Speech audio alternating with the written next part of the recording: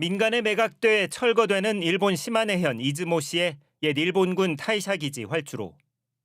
유적 인근 한 도서관에 전시회가 열렸습니다. 주변 전쟁 유적을 지역 주민들에게 설명하기 위해 활동가와 뜻을 함께한 이들이 마련한 겁니다. 주로 히로시마에 투하된 원자폭탄 피해를 주제로 평화 교육을 받는 젊은 세대들에게 방치된 전쟁 유적부터 제대로 알리자는 취지입니다. 많은 조선인들이 피해를 입은 사실도 증언을 통해 그린 그림으로 전시했습니다. 戦争の姿というものを直視する、正確に知る、被害加害を超えて何が起こったのかをちゃんと見るっていうことがやっぱり一番大切で。 매각 결정 이후에야 진행된 활주로 조사에서는 콘크리트 평균 두께가 10cm로 50제곱미터의 사각형 포장 규격은 오차 없이 일정했습니다. 또 가운데를 높고 양옆을 낮게 높이 차를 둬 비가 와도 물이 고이지 않게 설계한 것으로 확인됐습니다. 하지만 경납고와 탄약고 등 관련 시설에 대해선 아직까지 이렇다 할 조사나 보존 계획이 없습니다.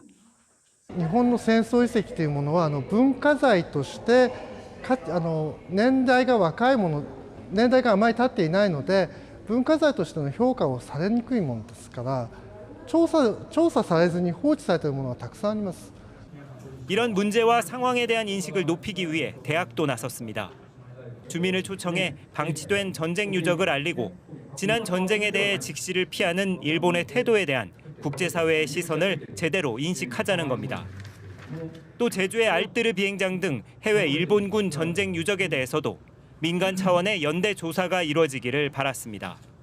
戦争の問題というのはやっぱり一国の問題ではないですので、一番国際的な取り組みが求められることだろうというふうに思いますので、ぜひ国際的な活動につなげていければいいかなというふうに思います。